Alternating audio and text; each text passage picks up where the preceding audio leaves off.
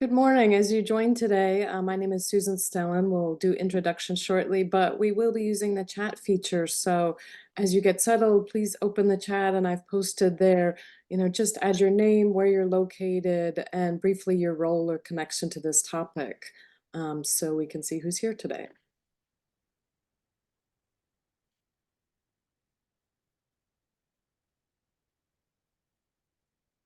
We'll give people a couple minutes to join, and then we'll get started.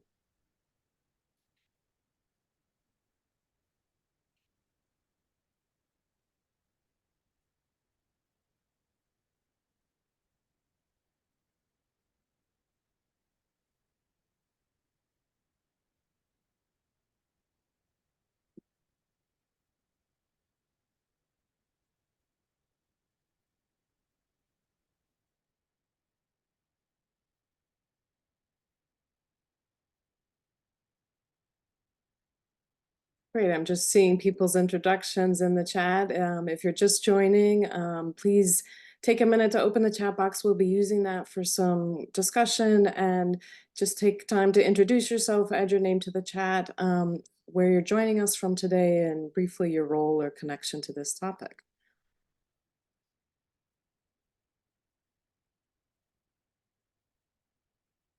Great, see a range of people here, different states.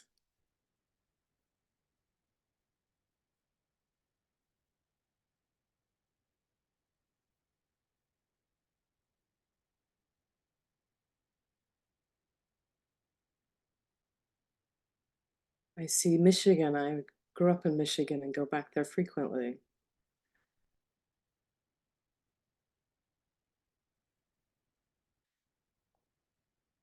Right, so the title of this workshop is Harm Reduction Principles, Strategies, and Benefits. My name is Susan Stellan. I'll introduce myself shortly, but first I'm going to hand it off to Kathy to talk about just some background about the MHTTC. And again, just reminding people to introduce yourself using the chat as you get settled and get a chance. Thank you, Susan. Again, welcome everyone to today's webinar, Harm Reduction Principles, Strategies, and Benefits. This webinar is sponsored by the Northeast and Caribbean Mental Health Technology Transfer Center. We're housed at Rutgers in the School of Health Professions in the Department of Psychiatric Rehabilitation and Counseling Professions. My name is Kati. I'm the project coordinator of the center, and we'll be introducing our center today. The Northeast and Caribbean is funded by SAMHSA, the Substance Abuse and Mental Health Services Administration, to enhance the capacity of the behavioral health workforce to deliver evidence-based and promising practices to individuals with mental health conditions. We also address the full continuum of services spanning mental illness prevention, treatment, and recovery supports. And we also provide training to related workforces such as police, first responders, primary care providers, vocational services, etc., to provide effective services to people with mental illnesses. We also use supplemental funding to support school teachers and staff to address student mental health. Next slide, please. So just as a note, we will be recording this webinar and posting it on our website along with the presentation slides and any relevant resources within 1 week of today. Throughout this webinar, we'll be using the Zoom chat feature located on the taskbar to respond to discussion questions. Also, if you'd like to have your microphone enabled and you're comfortable to do so, just please raise your hand using the raise hand function, and I will enable your microphone for you to speak. Next slide, please. This presentation was prepared for the Northeast and Caribbean Mental Health Technology Transfer Center under a cooperative agreement from the Substance Abuse and Mental Health Services Administration. All material appearing in this presentation, except that taken directly from copyrighted sources, is in the public domain and may be reproduced or copied without permission from SAMHSA or the authors. Citation of the source is, of course, appreciated. We ask that you not reproduce or distribute this presentation for a fee without specific written authorization from the Northeast and Caribbean Mental Health Technology Transfer Center. Next slide, please. As a reminder, the MHTTC network uses affirming, respectful, and recovery-oriented language in all activities. This is language that is strength-based and hopeful, language that is inclusive and accepting of diverse cultures, genders, perspectives, and experiences, language that is also healing-centered and trauma responsive, invites individuals to participate in their own recovery journeys, language that is person first and free of labels, non-judgmental and avoids assumptions, and that it is respectful, clear, and understandable, and language that is consistent with their actions, policies, and products. Now, at this time, I will turn it over to our webinar speaker for today. And again, welcome. Thank you, Kathy. So again, my name is Susan Stellan. Just to give you a little bit of background about my work, I've spent most of my career actually in journalism and teaching media ethics before going back to school to study public health just before the pandemic. And since 2019, I've been working on projects to reduce overdose deaths, educate people about substance use disorders, improve access to treatment and harm reduction services, and support people in recovery. I facilitate training workshops on all these topics and try to present a wide range of perspectives. And you'll see from the slides that I also try to take a really visual approach to sharing a lot of graphics as opposed to just all text, even though words are my background. Part of the reason is that I often collaborate with my husband, Graham McIndoe, who's a photographer who's been open about his history of addiction, incarceration, and recovery. So we've done a lot of projects together, public education campaigns. You see a couple examples here of an exhibition and then an outdoor banner kind of about overdose prevention and responses. So, really that has informed both my interest in this topic and how I approach it. Like to say that I support it all. So you'll see as we talk about harm reduction today, I really am going to try to take a pretty expansive approach to what that means. So some of the topics for today, just a broad overview, are, first, how harm reduction can benefit people who may not or need or want treatment, including people who use drugs occasionally, different ways of defining harm reduction. We'll go over an overview of harm reduction services and strategies, including harm reduction therapy, hesitations about harm reduction and ways they can be addressed, and how to reduce harm by addressing stigma. And just want to reiterate kind of that some of these topics will be familiar to some of you, really encourage you to share your own expertise and thoughts in the chat, and be mindful that, be patient for others who these may be newer topics too. I'll try to monitor that, but have a couple people kind of helping here. So if you do feel comfortable and you're in a place where you can speak and would like to speak, just raise your hand and we'll be able to accommodate that. So this is the third part of kind of a series of workshops, and this will be a review for those of you who joined the last one, which really focused on, trends in drug use and supply. So this is, highlighting certain themes here. So as a context for even the discussion about harm reduction, important to note that polysubstance use is now common. Some people would argue that it's always been pretty common, but certainly the norm now that people tend to use multiple substances, often mixing prescription medications, alcohol, and other drugs. The potency of many drugs has risen, including for cannabis and methamphetamine. Plant-based drugs like heroin are being replaced by synthetic drugs made of chemicals that are easier to ship and have higher profit margins for sellers. The drug supply is more lethal, especially due to fentanyl, a powerful opioid that may be mixed in with other substances, including stimulants like cocaine. Xylazine, which is sometimes referred to as tranq, an animal tranquilizer, is also being combined with other drugs. And certainly drugs are more widely accessible, with technology making purchases and delivery easier. There are also more prescription medications in many homes, which is part of this profile of kind of people mixing multiple substances. So this is kind of also, a review kind of to set up today, some statistics that I've showed from the 2022 National Survey on Drug Use and Health. Finding that, again, this is based on a survey question, past year illicit drug use among people aged 12 or older was about 1 in 4 people in that age group. So that does include marijuana or cannabis, which is certainly now legal in many states, but, according to the national survey, still is in this category. And then you can see on the right side there, the numbers of people who use other substances, and these are not mutually exclusive. So someone may fall into multiple categories. we'll go review a little bit the criteria for a substance use disorder, but the same survey found in 2022 that the people age 12 or older, the number or percentage with a past year substance use disorder was a little over 17%. You see on the right, again, these are not mutually exclusive, but the highest percentage would be people with alcohol use disorder, edging out drug use disorders broadly. And then you can see, looking at specific substances, that marijuana use disorder with 19 million people is, by far kind of the more common disorder for people to have compared to the other ones listed, including pain reliever, methamphetamine, stimulant use overall, cocaine, or heroin.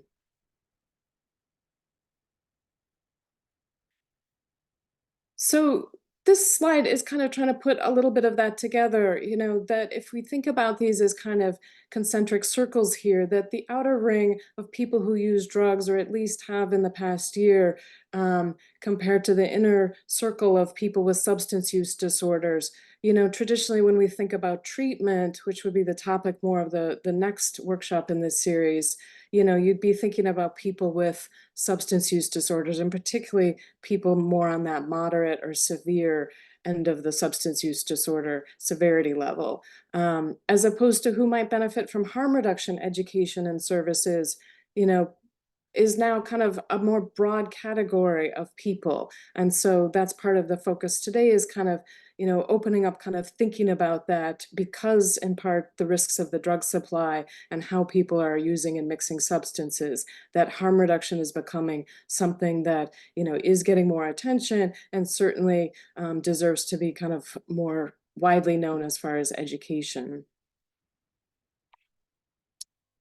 This slide, also from the same survey, National Survey on Drug Use and Health, identifies the need for substance use treatment in the past year among people aged 12 or older. So according to the survey, the need for substance use treatment is defined as having a substance use disorder in the past year, or receiving substance use treatment in the past year. So that was about 19% of that population aged 12 or older. That does include people with milder substance use disorders as well as moderate or severe. So, might be different types of services that would benefit people in those different categories.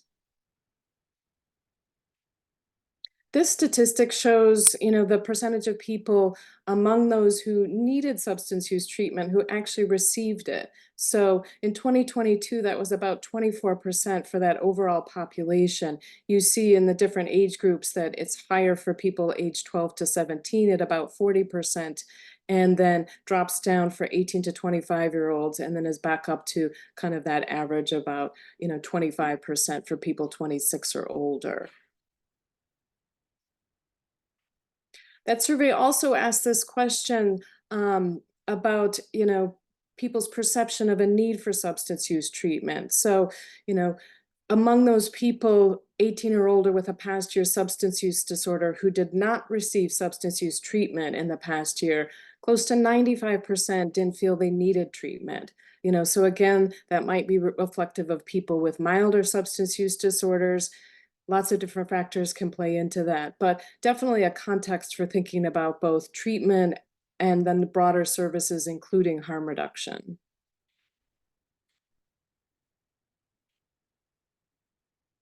So first question here, for the, please feel free to use the chat, or if you're comfortable in a place where you're open to speaking, just raise your hand. But what are some of the reasons to offer healthcare and supportive services to people, even if they say they don't need or want treatment for drug or alcohol problems?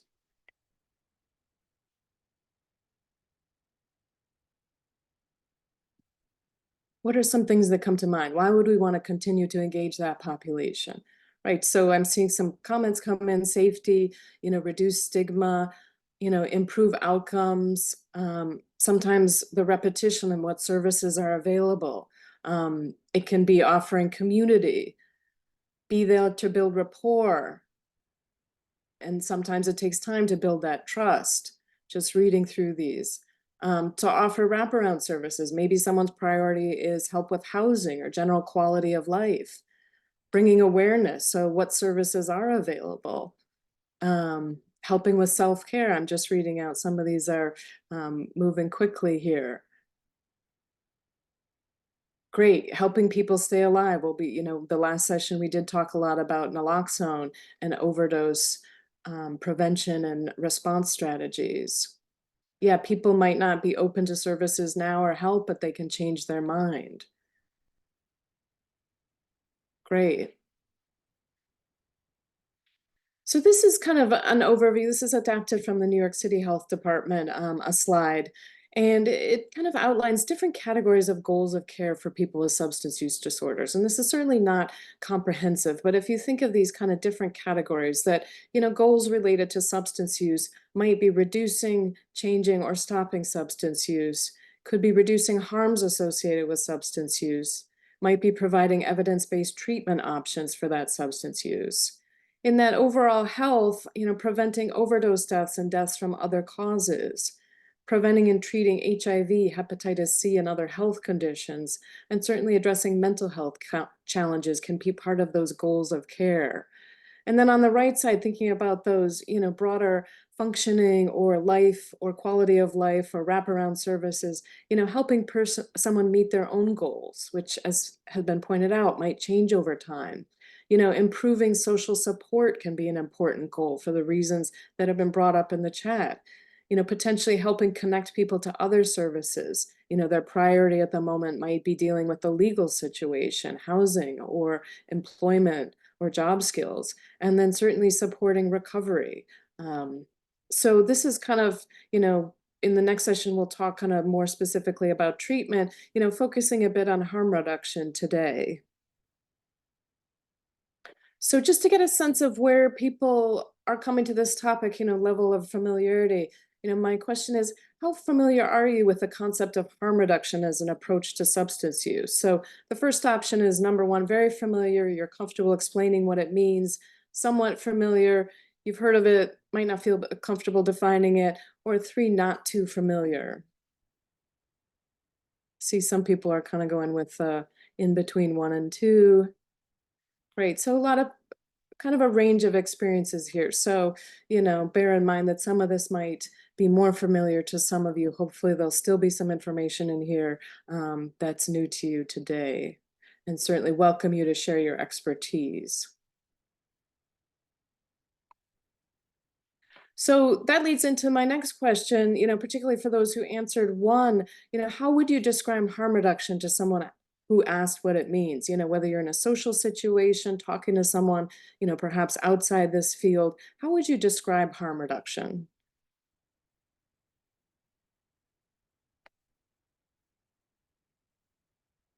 So a few answers here, minimize negative effects and outcomes, helping someone stay safe, reducing the negative consequences of risky behavior, reducing risks and meeting people where they're at, promoting healthy behaviors, great. Yeah, offering prevention, resource education and information. Yeah, helping someone open up to making changes, at the place that they are, both emotionally and in other respects, reducing negative consequences coming up.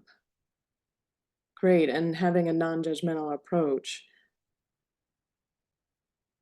Great, so some overlaps there. I'm going to show a few different definitions here from different sources. And the first one comes from the National Harm Reduction Coalition. And, they point out on their site that, there's not just one definition of harm reduction. One of the explanations they post is that harm reduction first is a set of practical strategies and ideas aimed at reducing the negative consequences associated with drug use. So, they use the word drug there, can broaden that to be drug and alcohol or substance use. The second part reads, harm reduction is also a movement for social justice built on a belief in and respect for the rights of people who use drugs. And on their site, they explain the distinction between that first sentence, which, is lowercase harm reduction, and then the second one, which is uppercase harm reduction. The first referring to those practical strategies, and then the second kind of talking more about that movement and advocacy. This second one comes from SAMHSA, and you'll see that it's more detailed and specific here and defines harm reduction as an approach that emphasizes engaging directly with people who use drugs to prevent overdose and infectious disease transmission, improve the physical, mental, and social well-being of those served, and offer low threshold options for accessing substance use disorder treatment and other healthcare services.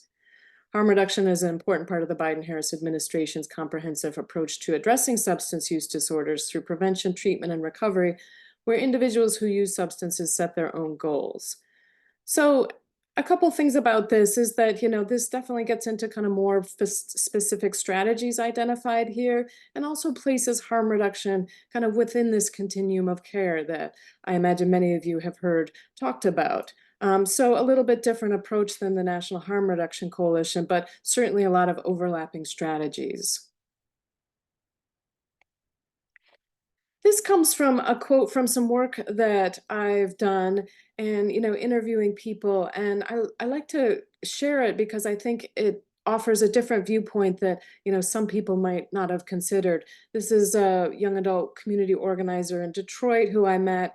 And defined harm reduction is I think about harm reduction from the point of view of the kids helping their parents and how we can reduce harm all around.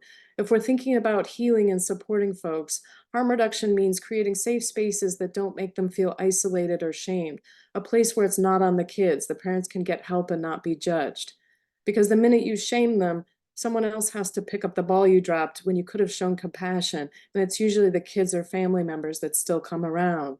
So also important to share that this is someone who grew up with a mother who is now in recovery, also another caregiver who struggled with substance use and addiction. So came at it from that perspective of having been the child in that position and viewing harm reduction as a way to provide support and services so that it doesn't rely in this case specifically on children of the people in the who were not offered services or felt judged and didn't seek services. So, I thought that was really striking when I first heard it. So, like to share that as a different perspective here.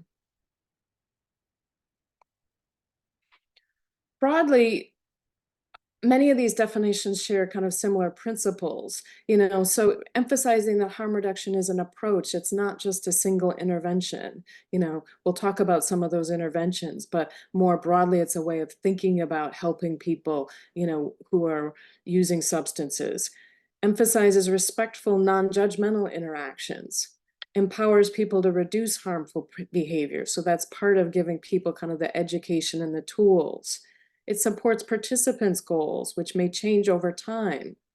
Recognizes that abstinence from all substance use may or may not be a goal, and prioritizes holistic person-centered care. So, including, some of those other goals of care that are tailored to the individual's kind of desires or needs in that moment. Any thoughts on or questions or comments on some of these definitions or ways of thinking about harm reduction? And again, feel free to raise your hand if you're in a place you're comfortable speaking. Also welcome to use the chat.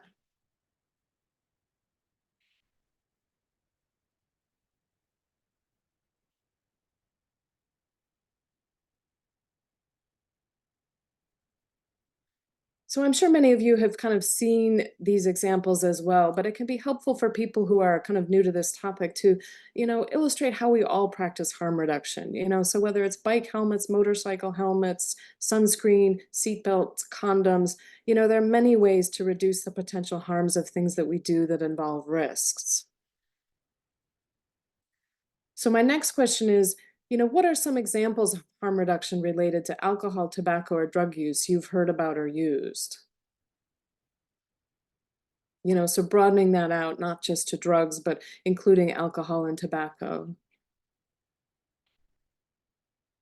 Great, so syringe service programs, Narcan, vaping can be a form of harm reduction. MAT, next week or 2 weeks from now, we'll talk about medications for opioid use disorder. Changing approaches to how someone uses drugs. So, potentially moving away from injecting to snorting or smoking, reducing the number of cigarettes, Great, test strips. Could be nicotine patches. Great, using with other people and not alone. You know, people are kind of talking about different options, some overlap there.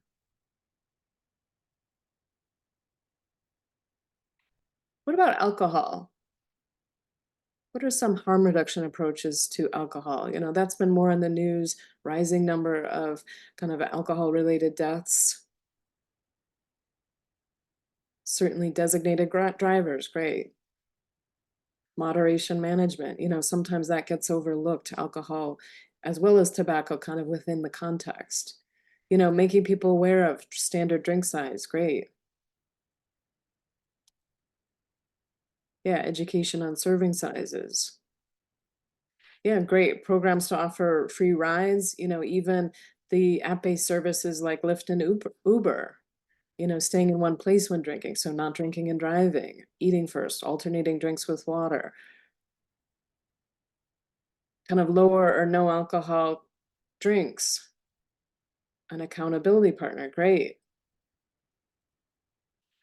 So I don't have all of those captured here, but you know, even just thinking that, you know, this slide focuses on, you know, alcohol and tobacco, but you know, dry January is something, you know, some of you may have participated in, certainly getting more attention, you know, or other months or times to just take a break from drinking as a way of kind of, you know, thinking about how you're using alcohol in your life.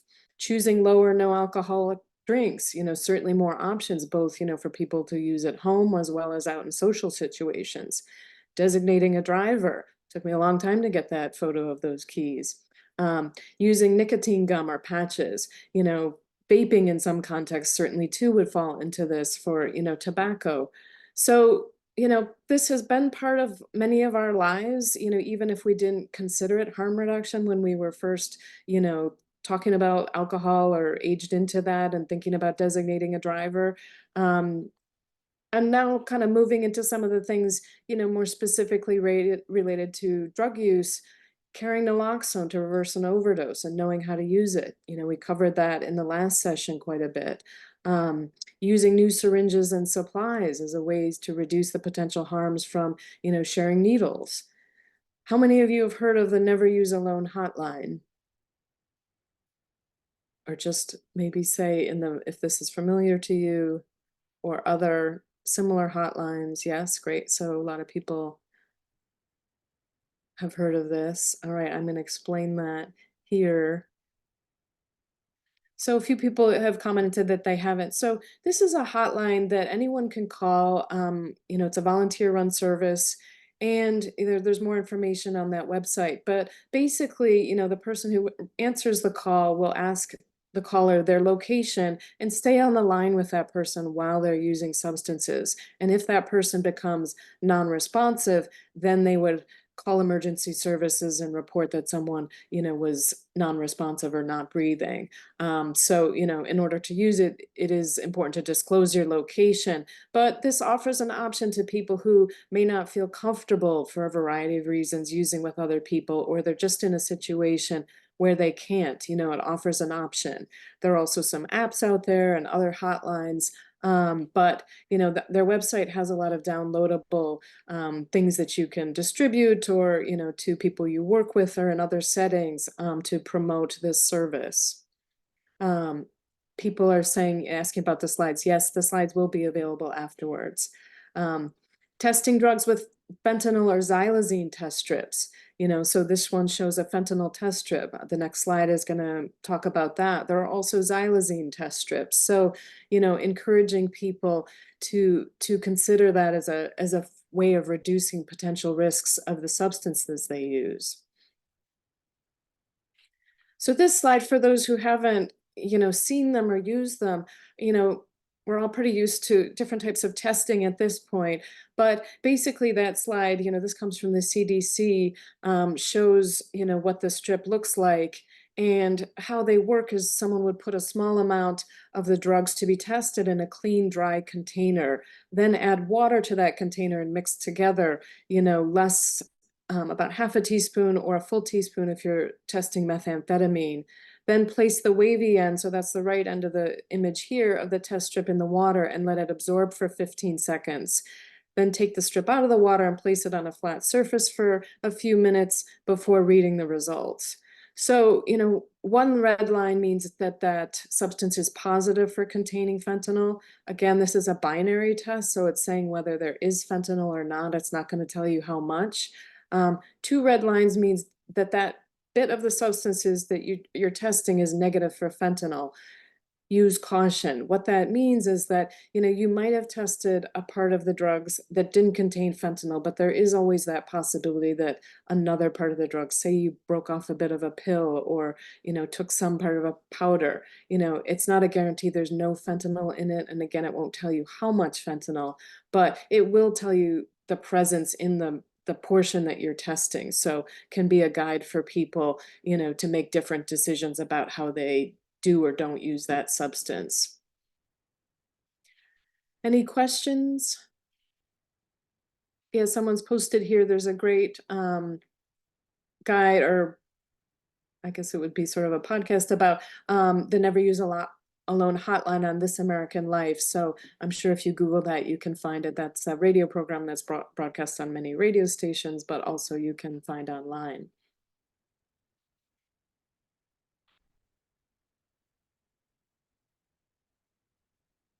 So next, I don't have this on the slide, but curious, how many of you know of or have visited, some of you may work at a syringe service program, but if you aren't employed at one, how many of you know of one or have visited one near you in your community?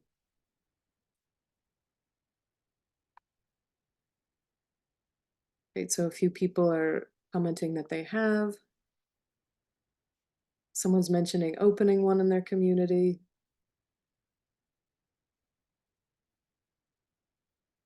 I see a raised hand here. Is this someone with the graphic Relentless Recovery?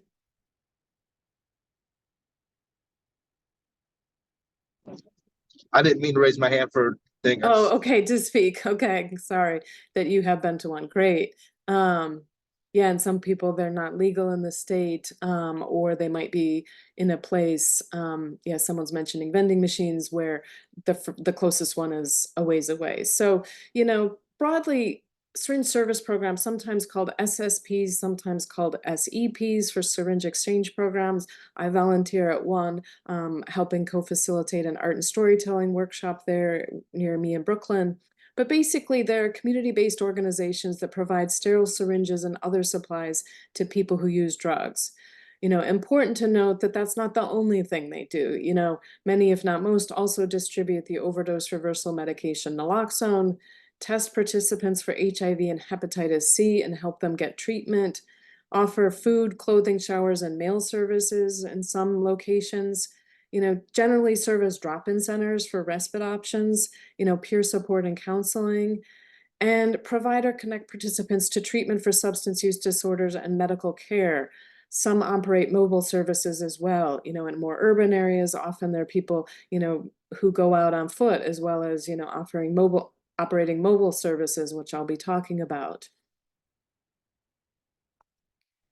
This graphic, comes from a couple different sources here.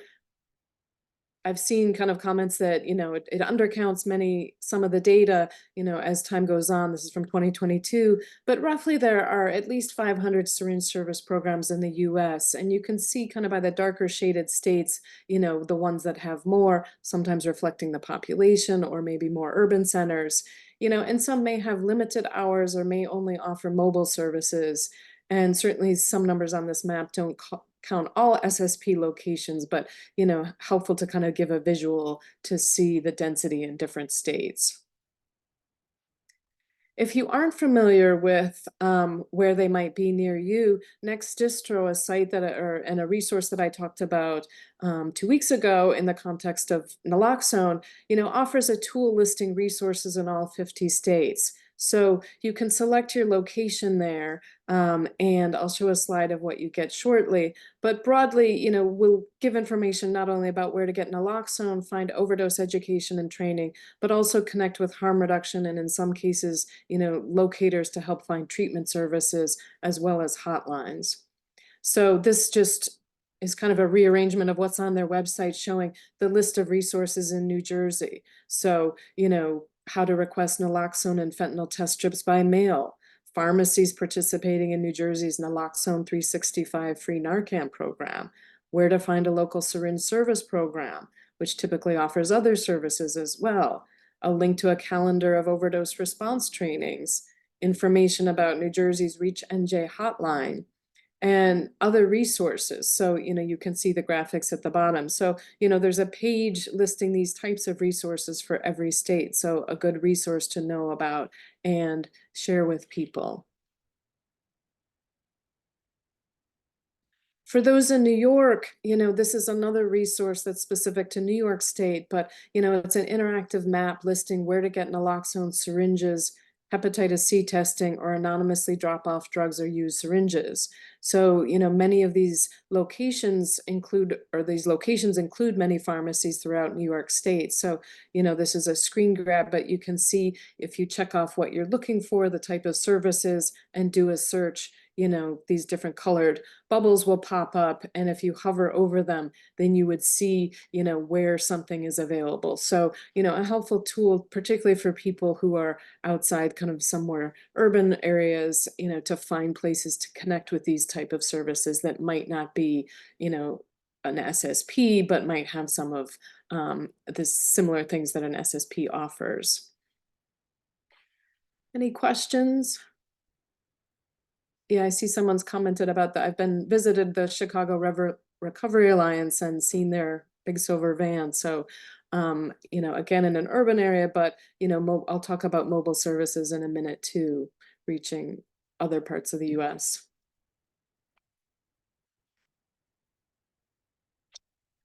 So, we don't traditionally necessarily think about pharmacies as a kind of access point for harm reduction, but certainly, naloxone and syringes as well. The slide focuses on naloxone available in these locations.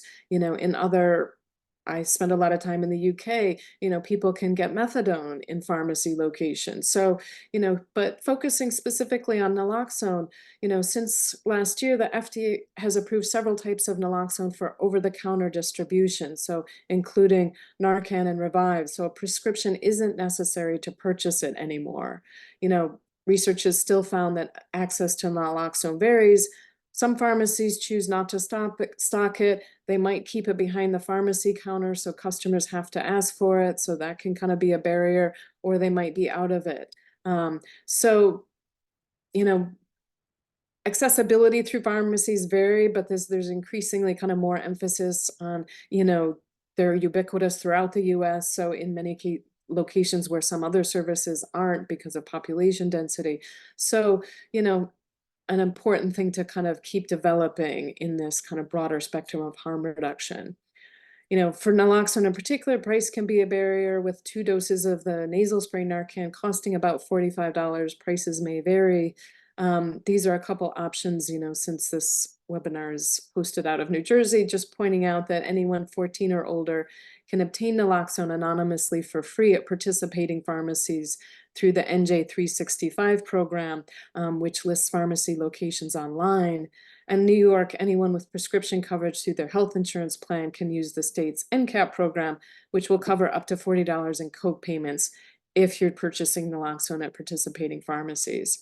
I see that, someone's asking, there are other options besides pharmacies. Certainly many community-based organizations, including syringe service programs, public health departments, a range of places people can get it for free, sometimes schools. So this is just another alternative kind of highlighting within that. And then again, that site Next Distro can help people connect with where they can get it in their state, including some programs that will mail it to you. So yes, this highlights a couple options where if you couldn't get it for free, what the options are if you had to purchase it at a pharmacy. yeah, and people are pointing out, I showed some graphics, I believe the last time, about different vending machines, which, I've seen use of newspaper boxes in some locations to distribute them. In other places, there are kind of vending machines that look more like a soda machine for Narcan, as well as some other other supplies. Someone's asking, what is the average cost in the vending machines? I believe it's typically free. Yes, someone's responding to that, so thank you. So mobile services have been brought up, and again, just kind of highlighting a couple examples here. There are ones in many locations and kind of more effort to, provide these services, and things, what's available on these vans can vary. But, this is an example of the Hope One project in New Jersey, which travels to different locations, sometimes with a police officer, licensed clinician, and a peer recovery specialist to reach people who have difficulty accessing care. So services available on the van include naloxone distribution and training, education about addiction and recovery, linkage to treatment and recovery support, access to mental health services, and connections to community partners. And this lists some of the counties that this particular program is available in. The models really vary. Some of the ones operated by syringe service programs, pointing out Chicago Recovery Alliance in Chicago, also Prevention Point in Philadelphia.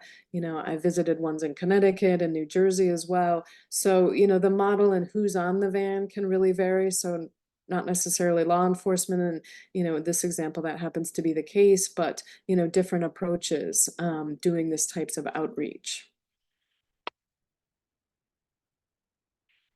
Also wanted to touch on overdose prevention centers. Being in New York City, we have 2 that opened in November 2021 here. Important to kind of note that these opened in existing harm reduction locations or through harm reduction organizations, so under the umbrella On Point. So, you can find out more information on their website there. And I'm also going to post some links in the chat to where you can find out more if you're interested in kind of just some videos or explainers that talk about these. But basically, overdose prevention centers, which are sometimes called safe supervised consumption sites, or SCS, now kind of, at least in the US, moving toward calling them OPCs, are hygienic facilities where people can use drugs. They offer education, equipment, and oversight of drug consumption, intervene if someone overdoses. They provide or connect people with health and social services, including treatment. And also, I've already mentioned this, but also called safe or supervised consumption sites. There are nearly 150, might actually be a little bit higher now, in 16 countries. On Point in New York, they update the statistic regularly, but they've served more than 5,000 participants since opening, and they've intervened in more than 1,500 overdose situations. So, an example of kind of a different form of harm reduction taking place in New York City that's also, plans to open one in Rhode Island and kind of moving forward in a couple other states as well. These locations in New York City are, there's a lot of data collection happening, and, some of the one of the links I put in there is kind of a link to, some interim reports that have come out, but really kind of trying to understand what the impact is, not just on participants, but on the neighboring communities in terms of, reducing syringe litter in surrounding parks, and, reducing need for 911 calls to respond to an overdose. So, still a little bit early for some of the research that's happening, but, they are really being studied to find out, what models are working and kind of what some of the benefits are, and outcomes, both for those individuals and those communities. Any questions? Just looking at the chat here.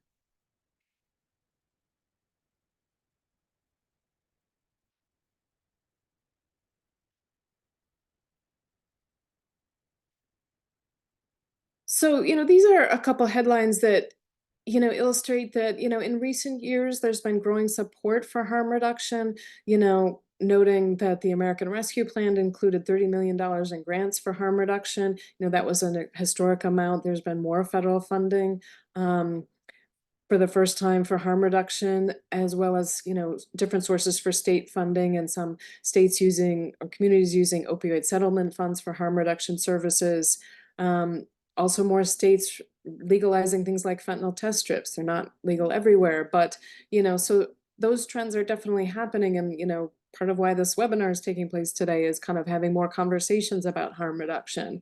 At the same time, it can still be controversial. In the first session of this workshop, I talked a lot about media coverage and, social media and entertainment media and advertising and marketing, it being sources that shape how we think about substance use, treatment, harm reduction, recovery. And, these headlines kind of illustrate and are reflective of not just kind of what news coverage is showing, but certainly a lot of what comes up on social media as well. So, I think it's important to kind of engage and talk about, what are some of the beliefs out there? What are some of the concerns or hesitations people have about harm reduction? So, just asking you to share in the chat, what are some of the concerns or hesitations you've heard about harm reduction? Not necessarily things you believe, but, what's out there in the news headlines on social media? Yeah, so enabling or encouraging people to use, there can be this belief that it enables substance use. What else?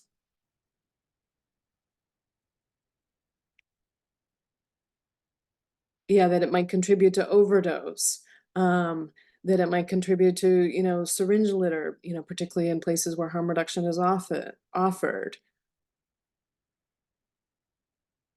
Yeah, a kind of, pessimistic belief about, people's prospects if they're still continuing to use substances. Yeah, that they might not be deserving of help. So still there is that kind of moral judgment. Um, yeah, the impact on communities. And just broadly the stigma that still exists around substance use.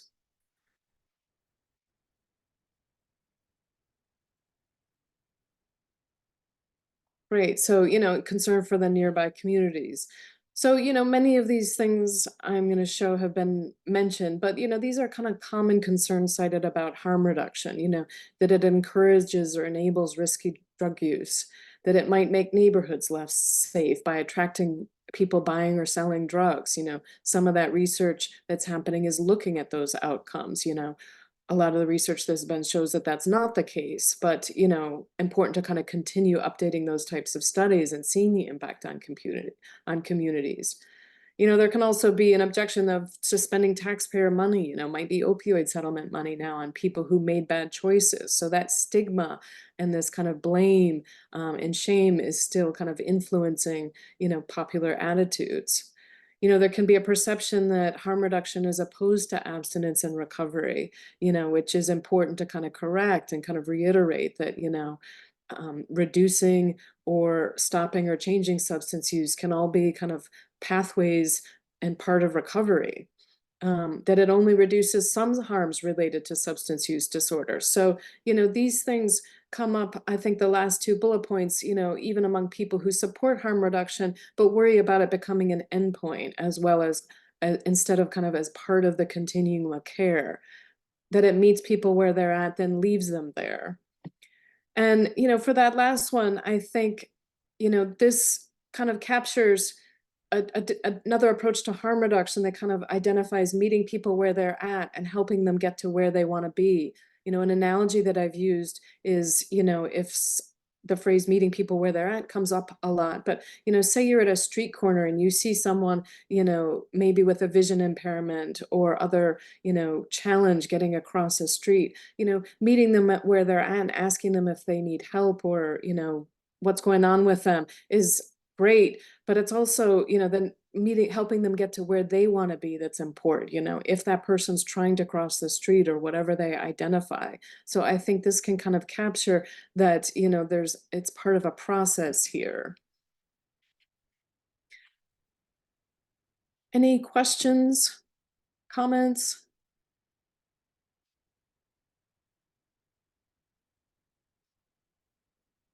I see you there, Jody.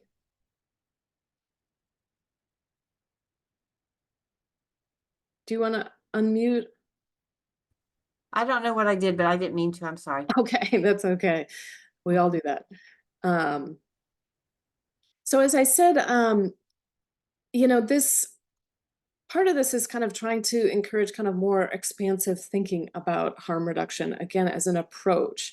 So I'm going to show a few things that come from, different sources here. This was from an article in the Harm Reduction Journal that outlined some harm reduction principles for healthcare settings.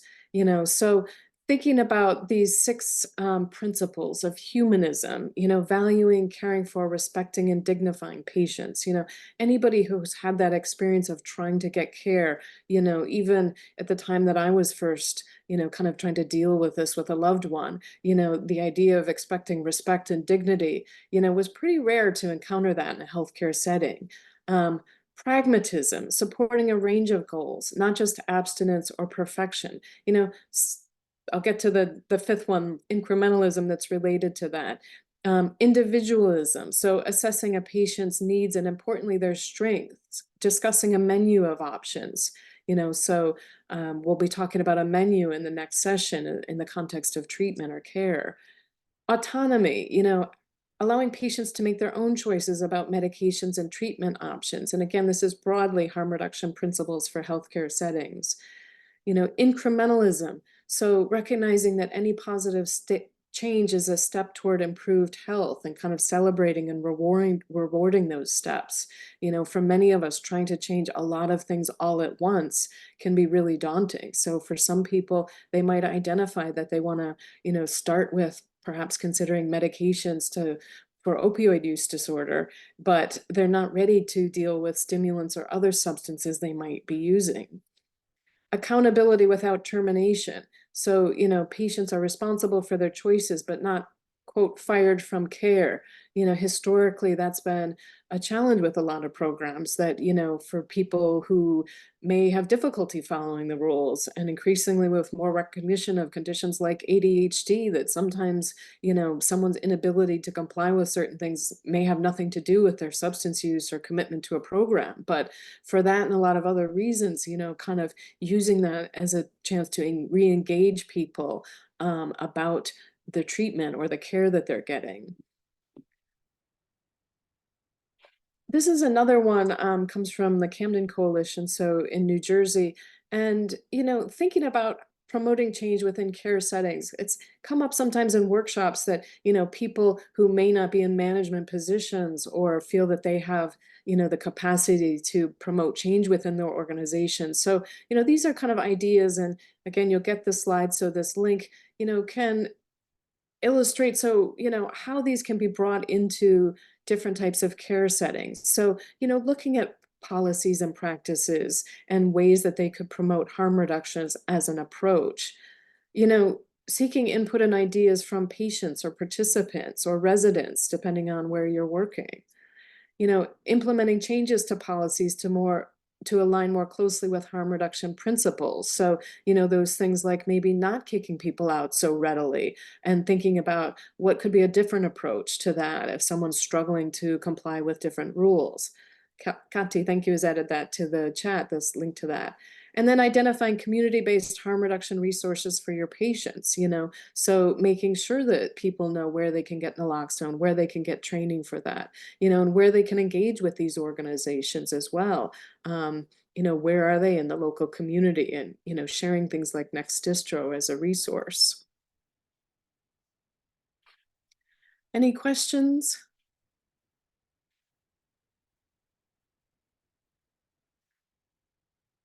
This topic is a bit newer to me, but one I've kind of been getting to know, particularly over the last couple of years. But, even bringing harm reduction principles into psychotherapy, that's been around for a long time. I'm going to show a couple different definitions here. This comes from Andrew Tatarsky, who's been practicing this for a long time. Lots more information, from him, but defines it as a category of psychotherapeutic approaches that may vary in theoretical orientation and clinical approach, but share in the commitment to the reduction of harm associated with active substance use without assuming that abstinence is the ideal goal for all problem substance users or a necessary prerequisite for entering treatment.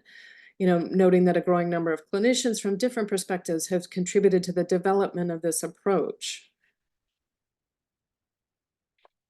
This is another source, the Harm Reduction Therapy Center in San Francisco, founded by Pat Denning and Jeannie Little in 2000, defining harm reduction therapy as integrating mental health and substance use treatment and offering it to people who actively use drugs and whose lives are so traumatized and chaotic that they cannot meet the conditions of most programs and clinics. Either they avoid those programs for being too demanding, or they're excluded from those programs for behaviors that are considered disruptive. They define harm reduction therapy as based on the reality that behavior change is usually slow, and a leap from active substance use to complete abstinence is almost always unrealistic and often unnecessary to reduce or eliminate harm.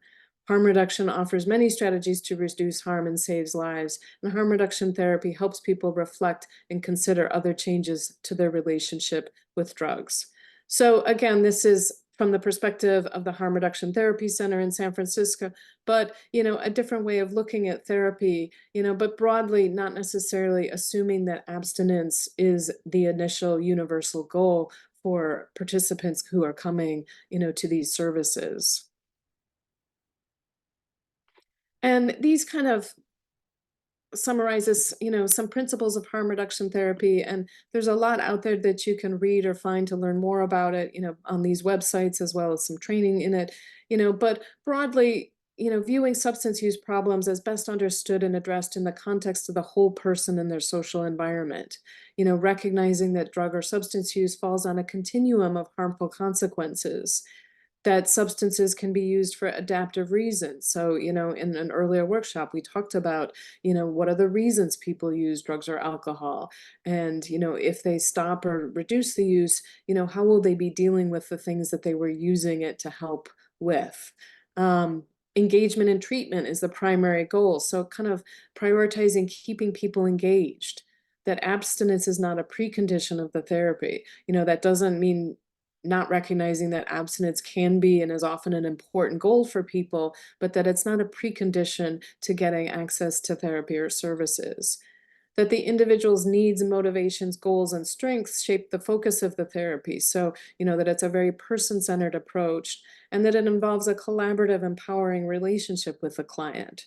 So, I think it's fair to say that this approach is kind of more common in, settings where people are working one-on-one with clients, some group settings, whether people are, able to access it using insurance to pay for therapy or through, paying for it privately. But, an interesting approach to learn more about. And if anybody who's participating today feels comfortable either commenting in the chat or sharing their experiences with it, or wants to unmute, I welcome you to do that.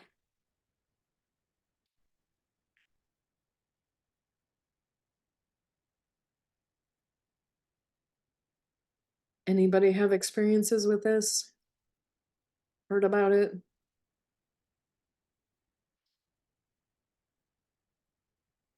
It's certainly less common or less discussed aspect of harm reduction than, provision of syringes and distributing naloxone, but something that I think is starting to get more attention, certainly as part of that harm reduction approach. So continuing to kind of think about this more expansively, what are other ways beyond the ones that we've been talking about that some of the harms associated with substance use can be reduced?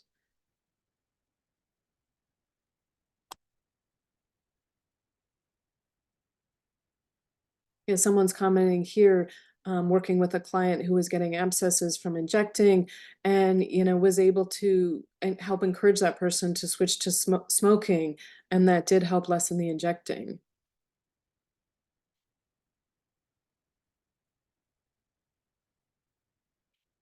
Someone's commenting, we did talk about the criteria for a substance use disorder. So, again, not that everyone who uses substance qualifies either for even a mild, moderate, or severe substance use disorder. And when we talk about addiction, that tends to be the kind of moderate to severe substance use disorders. Any other thoughts on, ways that some of the harms associated with substance use can be reduced? Yeah, so criminalization of drug use causes a lot of harm. So that's one of the ones I'm going to be talking about, alternatives to that.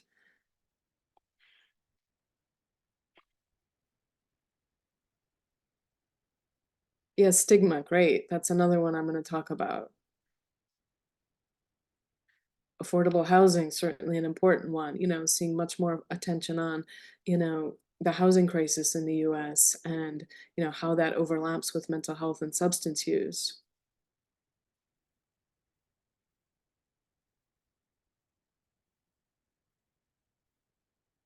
Yeah, potentially switching to a less risky substance. Great motivational interviewing. Um, a conversational technique to help people identify someone else's motivations for change. Um, Lots of training available. Really encourage you to look into that if you haven't had training on motivational interviewing.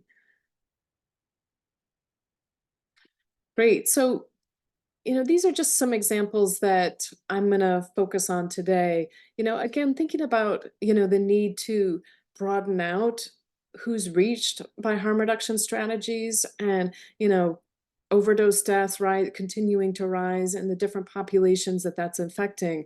We also talk a lot, about fatal overdoses. In the last session, I talked about non-fatal overdoses as well, and kind of how much more work needs to be done to really capture those statistics and understand what some of the consequences of a non-fatal overdose can be. But broadly here, a few things I wanted to focus on are, increasing education about overdose prevention and harm reduction in schools, businesses, nightlife venues, and other settings. So, starting to see more of these trainings going out to, schools, even in some communities where, requiring it as part of, students' education to educate them about overdose risks and naloxone and elements of harm reduction. Taking that naloxone training and education into, nightlife venues as well as other settings. So, that it's reaching more people through these other channels. It's mentioned kind of, criminal justice impacts of people who are arrested for drug use or related behaviors, so diverting people from the criminal justice system to treatment and services in the community. I'm going to talk a little bit more about that. Promoting hotlines people can call to get connected with resources and help. And then reducing the stigma surrounding substance use disorders and mental health challenges through public education campaigns and community events.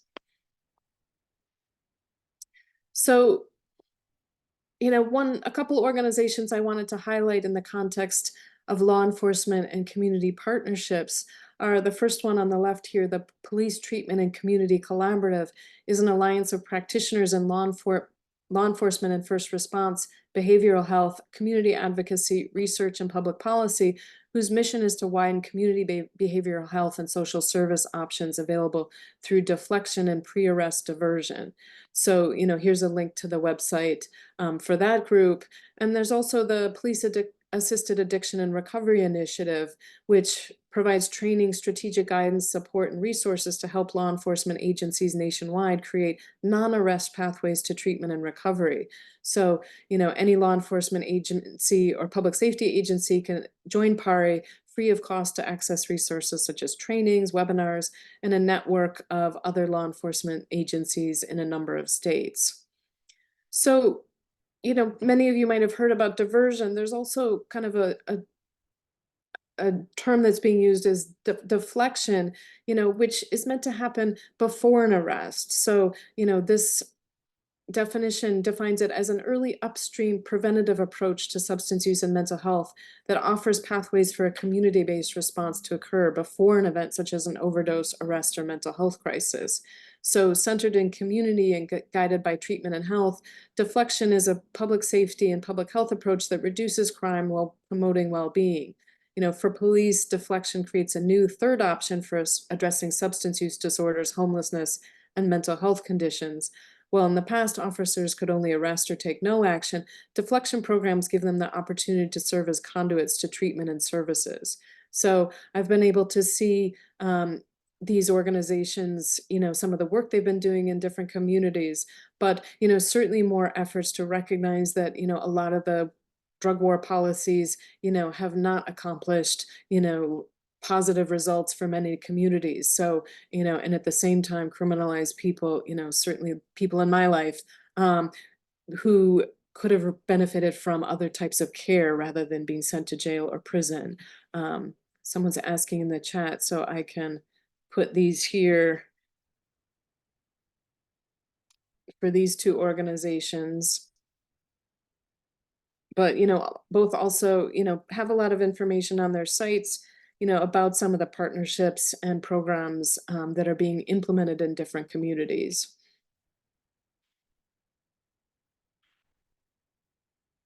So another change that's happened in recent years is really kind of trying to promote more hotlines. I mentioned the one that's specific to New Jersey. I imagine many of you are familiar with 988 now, which has been promoted more widely. The 998 Suicide and Crisis Lifeline, providing a way for people experiencing a crisis or their loved ones to get help 24 hours a day, 7 days a week. They offer services in Spanish and I believe other languages as well. But basically it's an alternative to calling 911 or the previous number for the Suicide Prevention Lifeline, and get connected, if they try to route the call to a provider that's located near the caller, but there's backup, using the national network if someone isn't available, from a local provider. So, it extends the capacity of programs to ensure people in crisis can access help. And as the slide says, friends and family members can also get help if they're concerned about someone. So, if you haven't heard of that, there's a lot of information. I'll put that website in the chat as well, that you can download and share, and posters and, things to distribute to different groups and people that you work with to help promote that lifeline or that hotline as an alternative. Great, Kati did that as well. Any questions or experiences anyone has had with that service or other hotlines?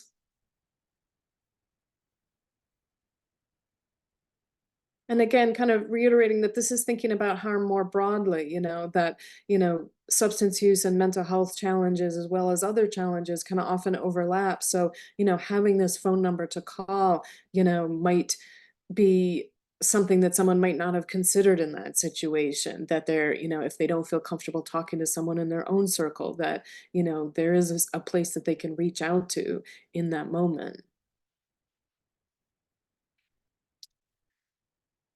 So also wanted to address stigma here. I'm sure many of you have had, different trainings on stigma, or that it's come up in different settings. But, as the slide points out, we all kind of have a sense of what stigma is, but it can be tough to explain if you're kind of put on the spot. What is stigma? And it can be very amorphous. So, one way it's been defined is as a social process that can reinforce relations of power and control and lead to status loss and discrimination for the group or individuals who are stigmatized.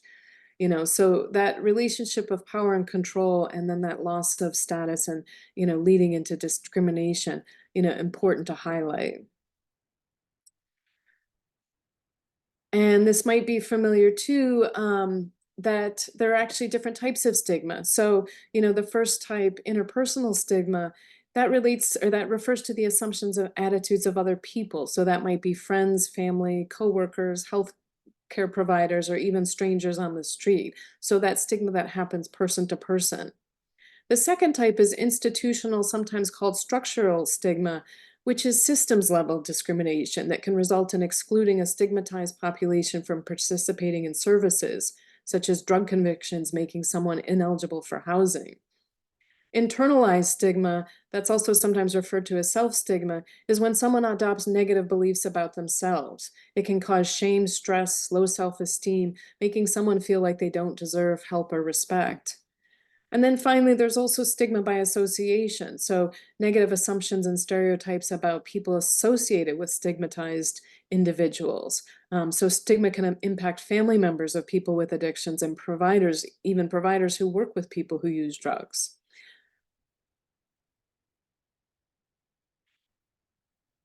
So these are just kind of some examples of drug-related stigma that can still be pretty common. You know, believing that addiction is a moral failing or due to a lack of willpower, using stigmatizing language when referring to people who use drugs or people with addictions, you know, denying people who are currently or previously use drugs access to public housing, financial aid, or other services, you know, comes up in employment a lot.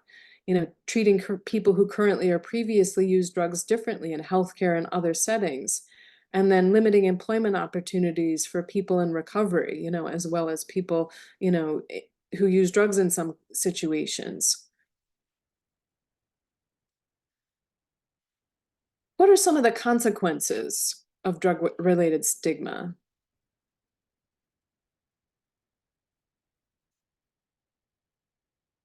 What are some of the effects of that? Yeah, reduced employment opportunities, people ashamed to seek help, potentially increasing use, continuing use, you know, incarceration, isolation.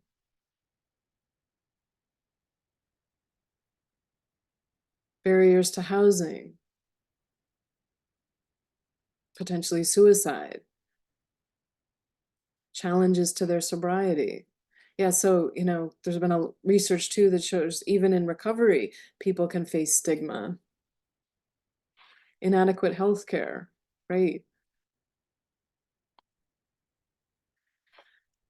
So many of these have been mentioned, you know, but broadly, you know, some of the consequences of drug-related stigma can be, you know, certainly increased social exclusion and isolation. So, you know, people withdrawing from sources of help and support can lead to increased risky behaviors, you know, so someone might be more likely to use drugs alone or share needles rather than accessing services, you know, or asking for them or purchasing them at a pharmacy. You know, decreased access to services and resources. You know, people might avoid interactions with providers who they think might make judgments about them. Decreased willingness to engage in care. So, you know, people who are still seeing potentially a primary care doctor or, you know, other healthcare provider might be reluctant to disclose their substance use to those service providers. And even family members might avoid seeking help. And certainly greater public support for punitive policies. So, you know, the criminalization of addiction and, you know, some of the drug war mentality that we've seen in recent decades. And drug-related stigma certainly overlaps with other types of discrimination, you know, so certainly racism, that people of color may not be offered the same treatments as white patients and face greater barriers to accessing services. You know, women can face stigma for using drugs due to perceptions of violating gender role expectations, or someone who's pregnant and mothers can face greater stigma for their drug use. Age discrimination comes up as well, so older patients may be less willing to seek treatment because of feeling stigmatized for their years of substance use by staff and even other patients. You know, homophobia and transphobia, LGBTQ plus individuals can face challenges accessing care that's sensitive to their needs. And finally, you know, housing instability and homelessness, you know, that's public and associated with the stigma of poverty. So, you know, that compounds the stigma of using drugs or other substances, you know, when someone's trying to, you know, get help or access care.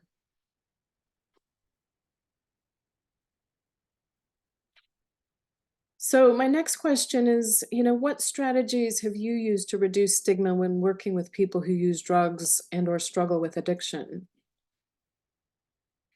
What are strategies that can kind of help address that?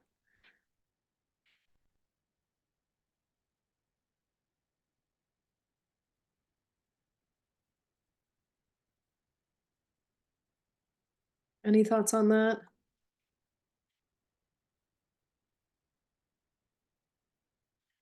Yeah, not avoiding the topic, not being afraid of asking about it, you know, normalizing when someone returns to use or and you know, engage using that as an opportunity to engage in a conversation about, you know, why that happened, what someone's experience is, sharing your own lived experience, particularly for people working in peer support. Um, yeah, thanking them for sharing about their struggles, really important to kind of acknowledge that it can take a lot of courage to share that. Um, yeah, addressing them how they want to be addressed, being mindful of the words I use. So we'll talk about language on the next slide. active listening. So different types of kind of conversational strategies and, sometimes, repeating or reflecting back what you think you heard from someone to make sure it's correct. Being knowledgeable about different types of drugs, drug supply is really changing. So kind of staying up on that and what the effects might be on someone physically and emotionally and psychologically. Yeah, explaining that recovery is not linear. In one workshop, I talk about, common elements of recovery, whether you've had an illness or an injury or been through a natural disaster or some type of other event, there can be setbacks as part of that process. Great. Gati started out talking about person first language, you know, avoiding judgmental language, letting them know they're not alone, really important. Not shaming them, not making assumptions about someone's goals, motivational interviewing coming up. Again, really recommend that training if you haven't had it. Being aware of one's own biases, we all have opinions, they come up. I'm going to talk a little about that as well. Yeah, offering the same resources to everyone. Strengths-based approach. So oftentimes, when you're focusing on someone's challenges, you can overlook the importance of kind of recognizing and pointing out, gee, you must have been really resourceful to get through that situation. Or, you're really loyal to people in your community. It's great that you're looking out for this other person, complimenting them or acknowledging, what their strengths are that are obvious as they're dealing with these situations that can be very challenging. Great. So this is a slide, about there's a lot of different sources for different language guides, and this one presents a few, potentially stigmatizing terms and some alternatives that can be considered kind of more compassionate or less stigmatizing to people. So moving away from kind of talking about addict or addicts, to person struggling with addiction or people with addictions, abuse as a word and substance abuse, challenging that it's still in the title of some federal organizations, that work on this issue, but definitely a movement toward talking about substance use or substance misuse instead of abuse. If you think about food, we don't talk about food abuse. And that, it's just such a charged and loaded term, and that one is kind of pretty easy to replace. Similarly moving away from drug users to, talking about people who use drugs, and, clean referring to a person or a urine test, certainly for a urine test, talking about negative or positive results instead. And then, embracing different terms depending on what someone's preference is. They might use in recovery, they might talk about being sober, they might talk about being abstinent, they might use an entirely different term. And as this, note at the bottom, people with lived experience with substance use might use some of these terms to identify themselves, and it's just really important to respect different perspectives. There's not full consensus on any language issue right now. And even this last one, return to use, relapse, you can see different perspectives on that. But, just being mindful broadly about, the language and responding to what someone is using to describe their own experience. Just looking at the chat here.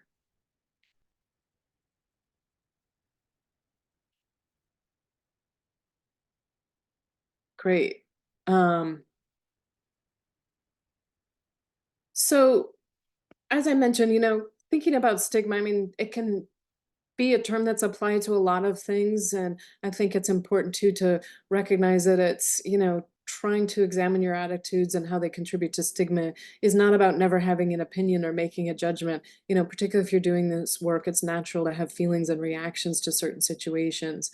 So it's really about recognizing and managing those feelings to avoid perpetuating stigma and reducing the effectiveness of your work, and separating behaviors from the people we're trying to help, important in personal relationships as well, focusing on the behavior, and not attaching it to someone's identity.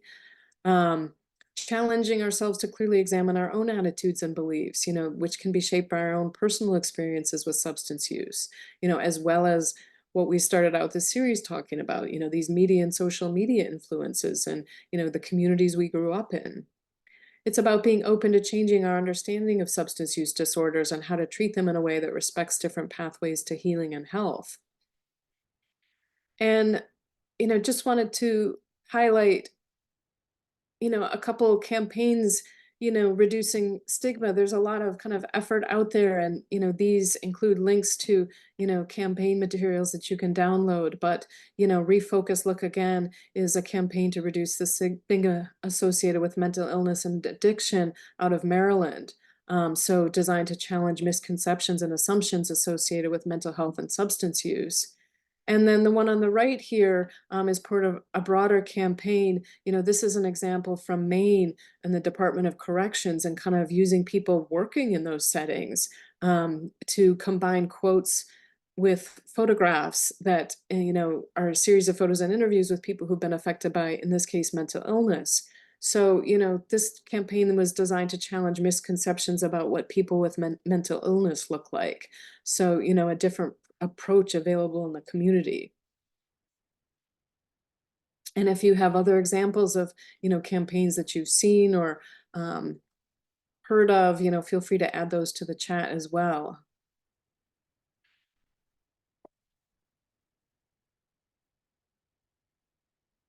And this last slide, a workshop that I've been teaching is about kind of bridging harm reduction and treatment or care for people with substance use disorders, and, including examples from, some harm reduction programs that are doing that in different parts of the country.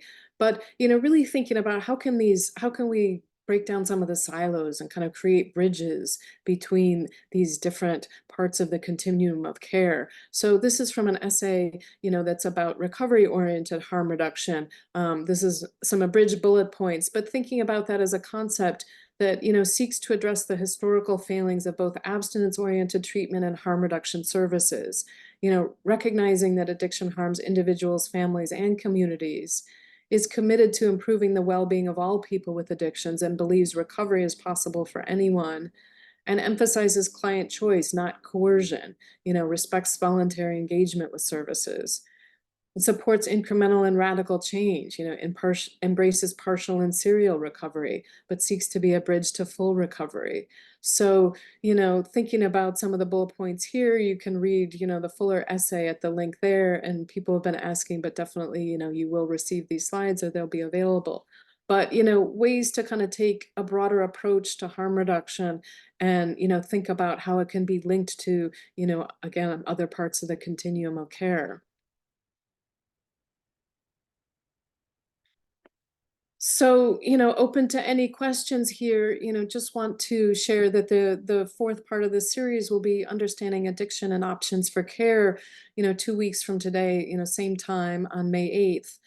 So that'll cover different treatments for substance use disorders, including medications for opioid use disorder, address concerns about treatment effectiveness and practices, and strategies to help improve connections to care. So there's a link to that, and I think we can add that to the chat as well. But open to taking any questions, also want to share, the link to the survey, both for this training, which will be added to the chat. It's important this feedback is all anonymous, is helpful to guide future trainings and share information with SAMHSA, who's funded it. But importantly, just to kind of understand, what people's needs are and what your experience is. I think, yeah, so thank you. Kati has added the link to the chat. This QR code, if you're comfortable and have your phone handy scanning it, will also take you to that survey.